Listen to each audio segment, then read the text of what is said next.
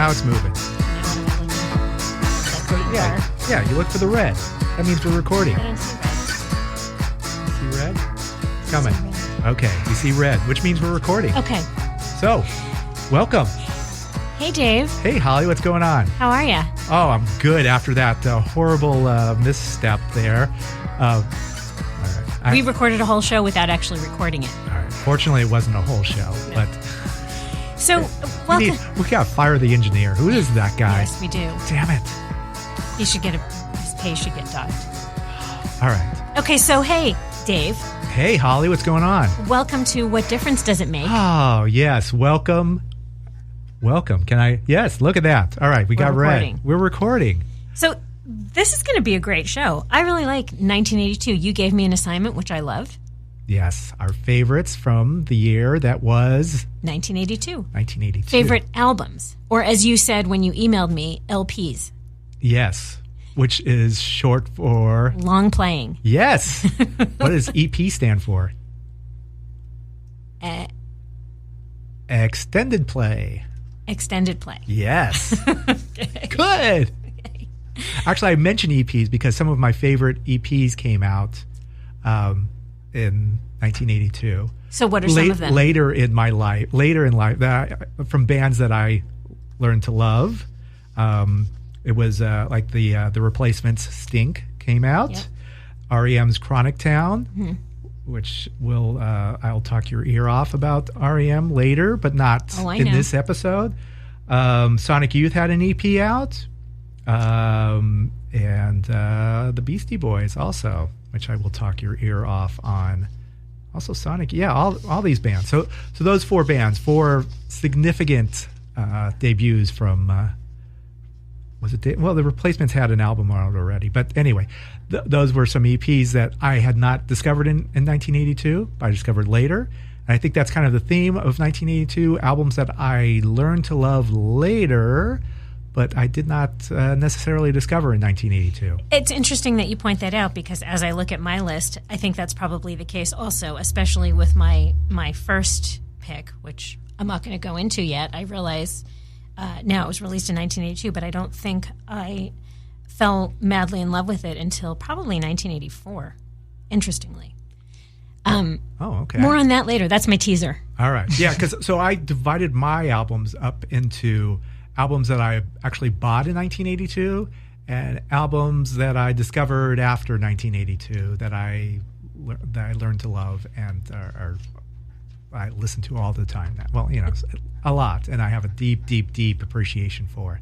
I know I keep staring at the red lines too. Like, well, I'm impressed that you remember that you could divide your list up that way because I don't really remember. I can't tell you when I fell in love with these. I just know they were released in 1982, so I'm going with that. Yeah, well, every collection when you buy a record back then, it meant a lot because you were plucking down your own cash. Yeah, my babysitting money. $1 an hour. You were making a huge investment. I was bike riding up Victory Boulevard and then making a left and going to Licorice Pizza. Mm-hmm. And I was going and trying to let's see, these are albums on sale, maybe I can buy this, and then I would go into Topanga Plaza and I would check out go to where? The Warehouse. Correct. And see what they had on sale there. Yeah. And then I would make all right, what's the better deal? And then maybe I would go back across the street. And so it was a big deal for me to kind of figure out what I wanted to get. It was because when you think about it now, it was a lot of money. I can't remember, were albums $7.99 at the time? I remember they were on sale. I think for the sale the sale was $4.97, I believe. Okay. I think that number is stuck in my head. But if they weren't on sale, it would be like $7, $8, and that would be a huge might be a breaking point for me. So when you think about that, so 1982, we were in high school. I was working in retail, so it was past my babysitting years. I was working in retail, and I was making like less than $4 an hour. I think minimum wage was $3.85 an hour at that time. I think it was $3.35. $3.35, and then it went up to $3.85. I remember because we got that whopping 50-cent raise. Oh, nice! I believe. Yeah. So going in, so that's like 2 hours of work just to buy a record. Well, they take out taxes too, so it was there's like that. three. Yeah. It was a lot. Yeah, you had to put in a lot, and then just a lot of Yeah. A lot of thought. A lot of thought, a lot of anguish. Yeah. As opposed to now when we could just walk in and buy, I'll take that, because, the albums you buy are a quarter. Well, yes. I thought you were like with streaming, everything is available. Like today is, we record this on Friday. And what I do now is, like, okay, what came out that's new? Oh, okay, this is great. The new Robin album came out. Click of the button, it's there. It's on my phone already, and that's what I'm going to listen to the new Robin album later today, which I'm very excited about. By the way, good. That makes me happy. Oh, Robin. I wouldn't have thought. Oh, Robin's the best. Yeah, this is her first album in a long time. Yeah. She's a Swedish goddess. She's Swedish. She's Swedish. Yes. All right. Okay. So, do you want to run down really quick? So, we're doing the top. Each of us have chosen our 5 favorite LPs from 1982. Right, and we're going to divide this into 2 episodes because we do so much blathering. Yes. What is the Yiddish word for? Not yammering. Kibitzing. Yes, we kibitz a lot. We're kibitzers. We are kibitzers. We'll do part 1 will be 3 of mine, 2 of yours. And then part 2 will be 2 of mine, 3 of yours, and we'll see what we come up with. Okay. All right. So, do you want to first just read a quick list of some of the top albums from 1982, and we can see if any of our picks match up to them? Oh, yeah. 1982 was a stellar year for. Actually, as I was looking through this list, it's kind of a wide variety of music. Yeah. I mean, it's not just necessarily pop music. We're talking about pop music. Pop music. Talk about. Let's see. As I'm looking through my papers, there it is. I hear that you are. Oh, here we go. Okay, got through the papers here. All right, so the 82 started out with metal, AC/DC, for those about to rock you. Do you have any metal on your list? I don't. No, I do not. Me either. In the Halloween episode, we had talked briefly about Iron Maiden and how that might be on the list, but it's good stuff. But it's not on my list. Not on your list, nor is it on mine. Run to the hills. It's good stuff. Iron Maiden's still rocking it. Yeah. All right, so AC/DC, for those about to rock, we salute you. Then we went pop rock, like we go for, although it was a pop hit, Foreigner 4, which I guess we kind of realized Toto 4 was 4 is a theme in 1982. I think Toto 4 came out. Was that like 84? Was it like the next 82. year? Was it 82? Yeah, it's on my honorable mentions. Is it really? Yeah. Oh, okay. I think but that one probably extended into 83. Oh, yeah, because it had Africa and Rosanna. I Won't Hold Back and Rosanna. Yeah. I Won't Hold Back. You don't remember that? I'm not singing it for you. All right, fine. All right, so then, more rock. Sorry, I Can't Hold Back. Okay. Does that sound more familiar to you? No. I'm sure it's a. Is it? I'm sure we can mellow out on the coast and listen to a little Toto. And is it played on it? Yeah. Yes. Yes. You'll recognize immediately. It's more rockin' than Toto and Rosanna. More rockin'? Than Rosanna and Africa. Okay. It's a little, yeah. All right. Okay. What more? Then we go more rock.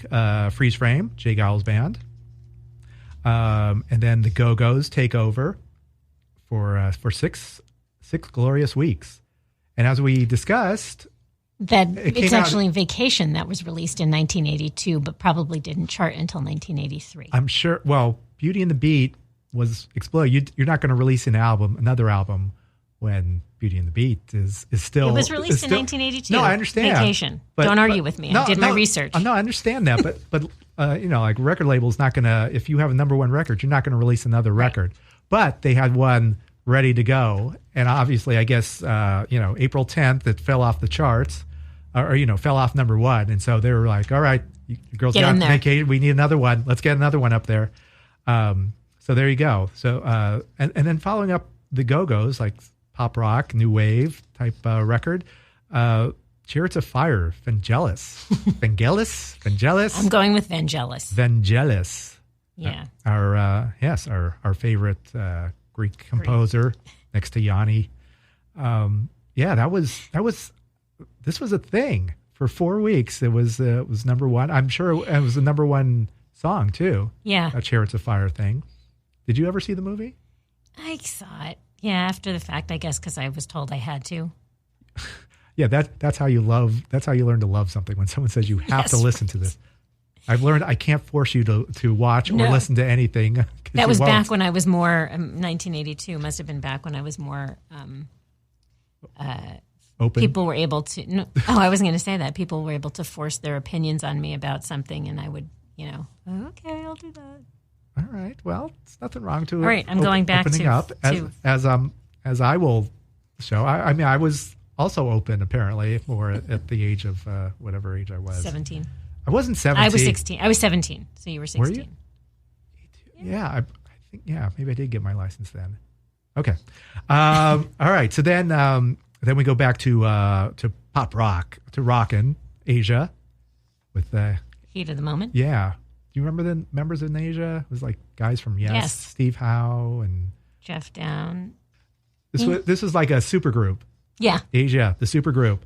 Heat of the Moment and what was the other one? It was like with cowbells. Anyway, it was huge. They were both hits though. They did have two. It was so huge that it was a hit. It was a number one record for 2 weeks in May. Then it fell off because Paul McCartney took over with Tug of War for 3 weeks. And then after 3 weeks, it's like, you know what? Asia, boom, still has some heat. So for another 7 weeks, Asia took over. So far, nothing. No overlap with mine. How about you? Okay. No, none whatsoever. Strangely enough. And so, and now, actually, I guess I should mention that Paul McCartney's, Tug of War was a hit, was number one in 1982. And then then he had another number one record. His next one came up this year with his latest album. Yes. Which is insane. Which is pretty good. Yeah. So anyway, he was hidden, never to be seen from 1982 until 2018. Apparently, we never heard from Paul. No, nothing. I don't know what's going on with him. I hope he's fine during that time. But he's returned, and we welcome him. Yeah, welcome, Paul. Congratulations. And then this huge album was is Business as Usual by Men at Work. Yes, our favorite Australians. 7 weeks at number one in 1982, and probably into 83. I mean, this was just a massive hit. Yes. Craziness. Oh, I also forgot. Oh, darn it. My papers were messed up. I also missed Mirage by Fleetwood Mac. All right. It was number one. Did you like Mirage? Was not my favorite era for a lot of the bands in the realm of Fleetwood Mac, who I love. But no, I was not a huge fan of that this album. was they went, Tusk was a bizarre record. Yes. And it was number one. It did really well. Yeah, but it was still, I love that album. I still do. And then I guess people got to Lindsay and were saying, you know what, let's make a Rumors 2. Why don't we do that? You know how well Rumors did? Yes. Let's try and do that again. Replicate we indulged you. Yeah. Yeah. And this was it's still a good record. Still very good. And they went on to make other weird, like Tango in the Night. There's some other good Fleetwood Mac records that were made later on. But Mirage was a kind of a safe record. Not my favorite. No, I found that with some of my other bands that I really liked, put out albums that year that I wasn't that impressed with myself, that weren't my favorites, like REO Speedwagon, Good Trouble, Queen with Hot Space, although it did produce Under Pressure. So and Good Trouble was the one that followed up High Infidelity, right? So that was kind of like kind of a letdown. Right. For me personally, sorry. I would imagine so, yeah. Yeah. And then Heart put out Private Audition. I don't even know that record. No, there was a single on it, but it didn't even sound familiar to me. It's called This Man Is Mine. And Don Henley with I Can't Stand Still. Which will get me going. Also in 1982, I don't consider it a 1982 record, but Thriller came out in 82. And I did not like Thriller initially because, what was the name of that Heart song? Private Audition? The single. Oh, This Man Is Mine. Oh, okay. Oh, so the girl is mine. The Girl Is Mine was that duet between Michael Jackson and Paul McCartney, which I hated, and I would not buy Thriller for a long, long time because I did not like that song at all. It's like, if this is the album, I'm not interested. People kept talking about Michael Jackson, this Thriller. That's weird. Album. Did they release that first? That was the first single. Weird. It went to number 1, and I was like, I don't want any part of this until Thriller. The song. Yeah, in '83,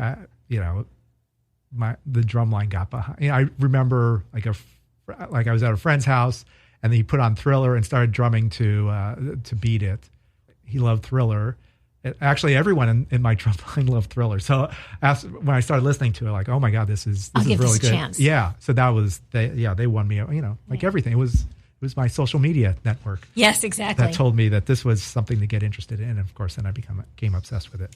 I didn't mention the album that was number 1 for the longest period of time, 9 straight weeks, as opposed to Asia, which took a break. 9 straight weeks. American Fool was the record by John Cougar, who's going by John Cougar at the time. Just an explosion. Jack and Diane. Jack and Diane sucking on a chili dog. I don't know what's going on there. I think I do. Yeah, I think we do. Hey, you found the What Difference Does It Make podcast. We're going to take a break right now, and we'll be right back.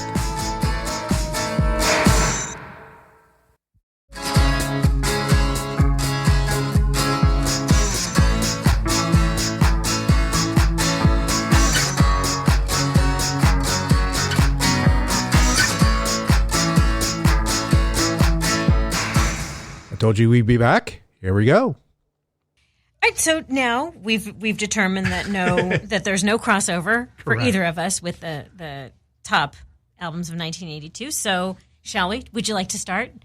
All right. So, I'm predictable. I'm going to go. I'm going to go over my records that I bought first, and then I'll talk about a few records that I discovered after 1982 that I love. But that were released in 1982. Yes, that mean a lot to me. You're very thorough. Well, I was going down the list. Like, I don't know any of these. They're not a lot. I knew them, but they didn't mean a lot to me. Like those songs like those lists that you just went through, like, they didn't mean anything to me. Right. So, but you have a lot here that do. There are a few that mean a lot. All right. Like this one. Well, yeah. What do you think it? Oh, I already know. What do you think it is? Because you're not that predictable on the whole, right? But this one has to be Bruce Springsteen. Well, it's true, but and he is on my list, and it's weird to me that he is on my list and that I bought this record because I was just a kid, 15, 16 years old. These songs about Americans that are struggling through life, they're not necessarily. They're not living high on the hog. How does a 16-year-old relate to this, who grew up in the San Fernando Valley? Yes, exactly. This was not something I should be listening to or that I can relate to, that I would put on. And I think the table had already been set for me. I had bought The River from 1980, and I love that record a lot. That was my first exposure to Springsteen. I'm pretty sure I bought Born to Run. I don't think I had bought Darkness yet. That was these were huge investments for me. But I bought Nebraska when it came out, and I think a lot of it has to do with just reading about it. And we got the newspaper every day, and the calendar section. There was always in the pop section was Robert Hilburn, who loves, like, adores, worships Bruce Springsteen. So that was my entry. Like, okay, well, he's writing about this.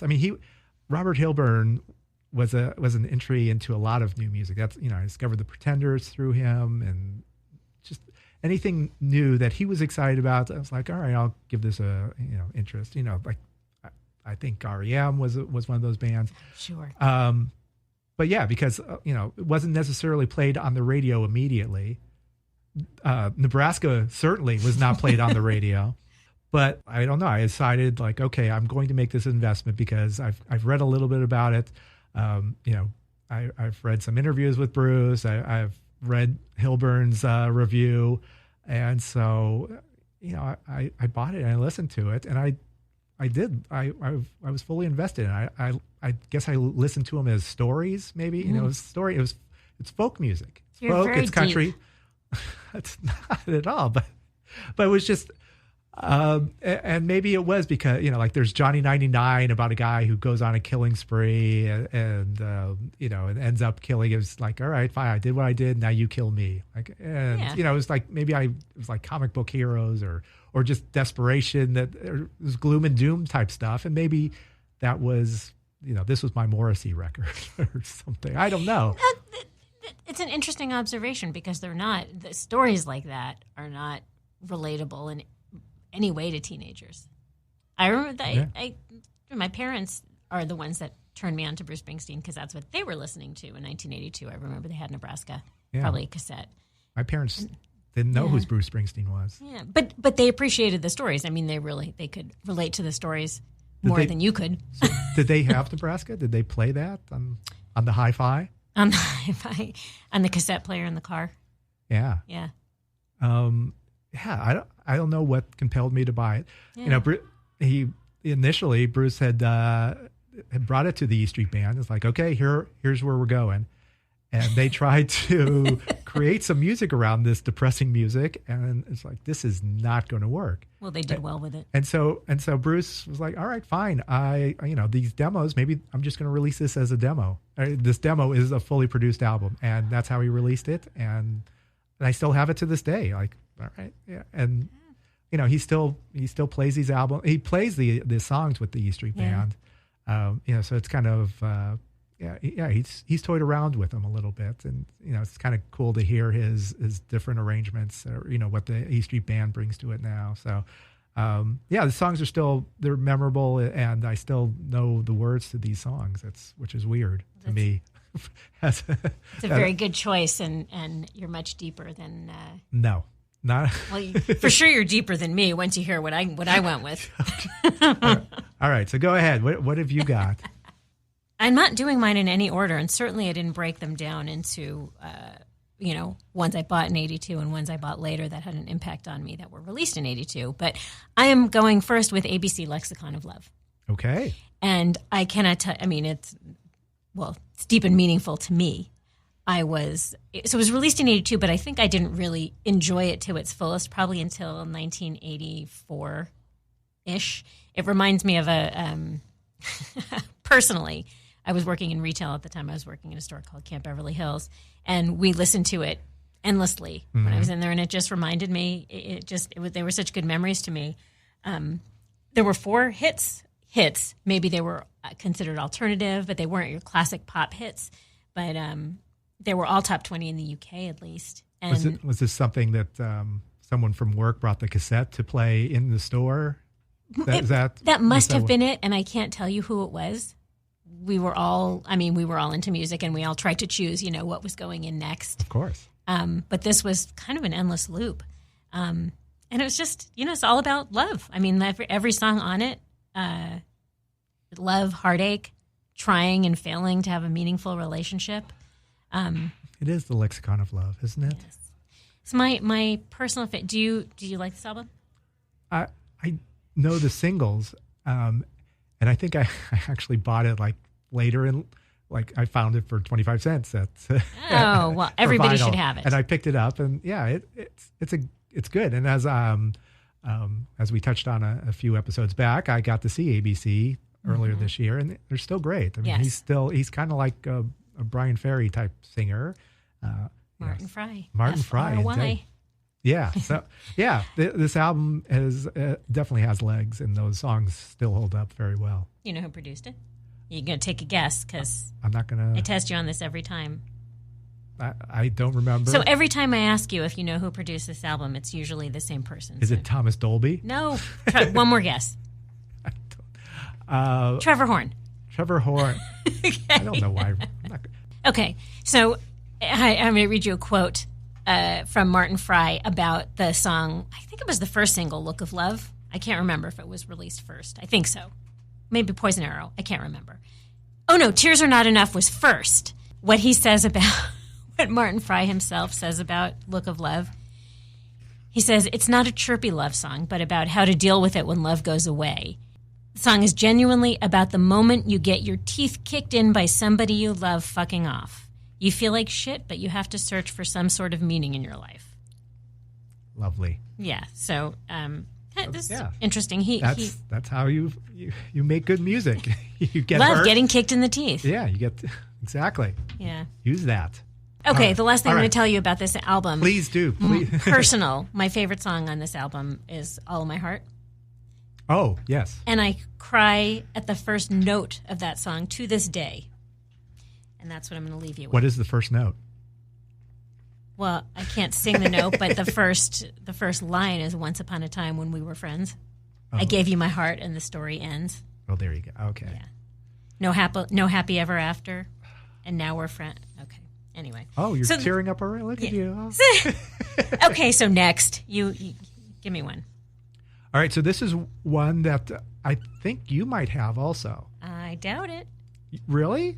All right, it's Prince's 1999. Oh, okay, yeah, I guess so. Okay. All right.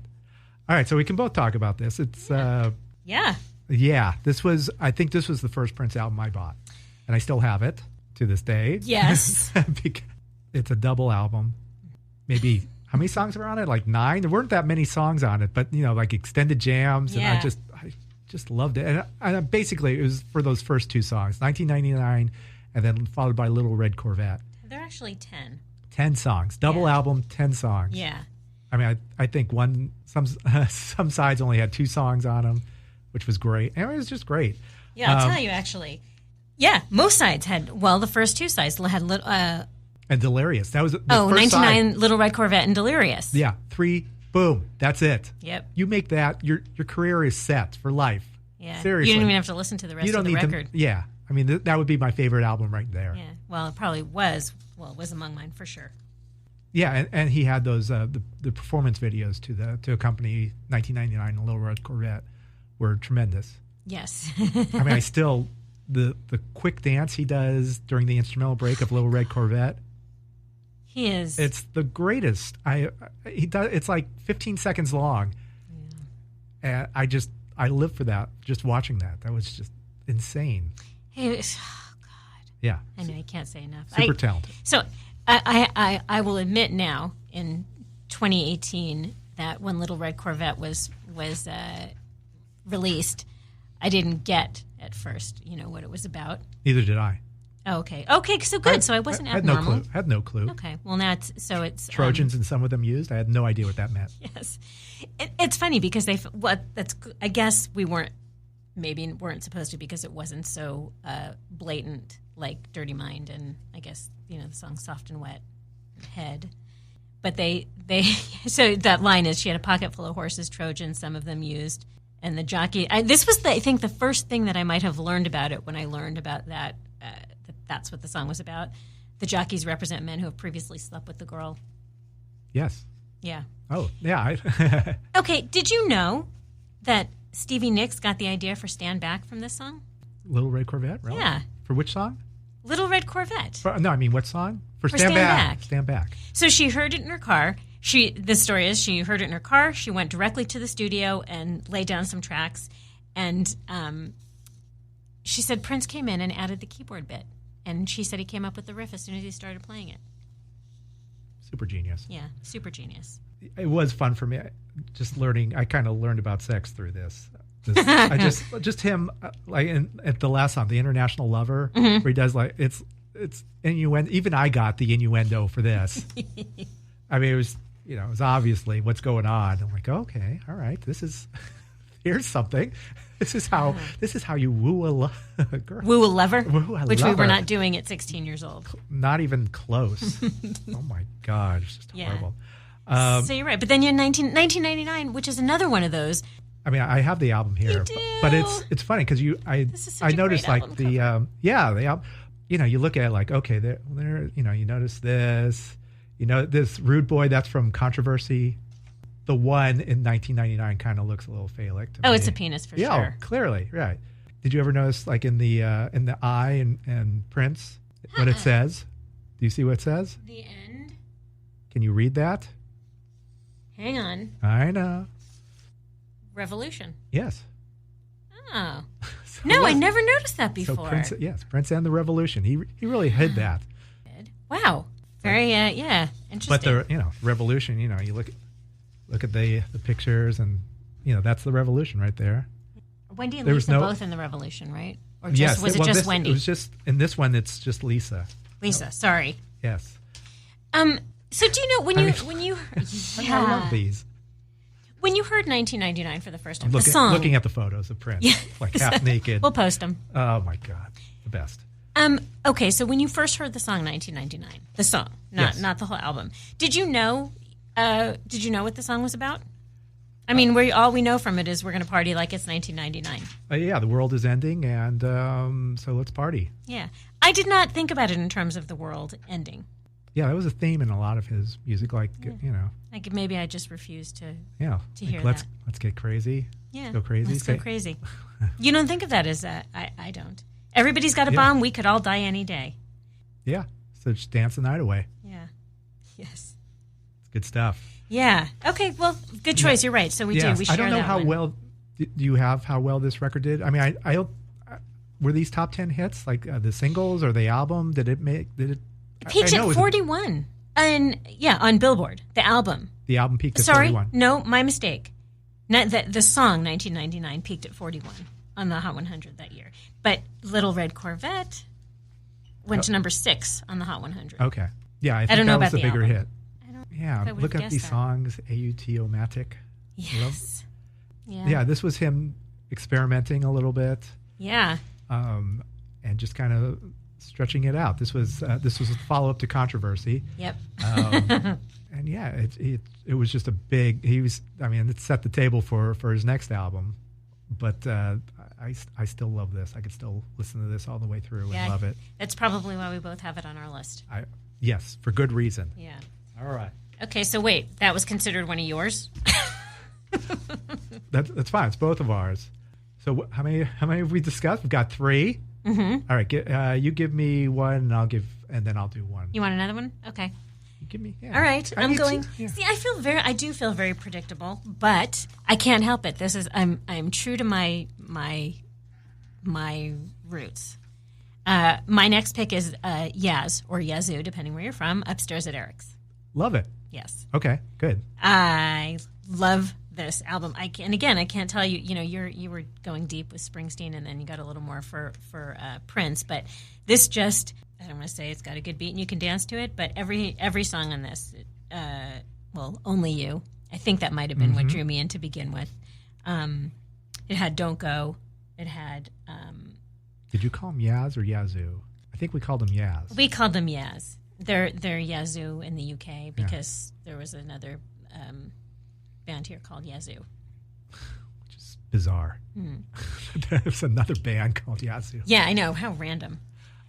So Alison Moyet, right? It was Alison Moyet and Vince Clarke. And Erasure. Yes. And Depeche Mode. Okay.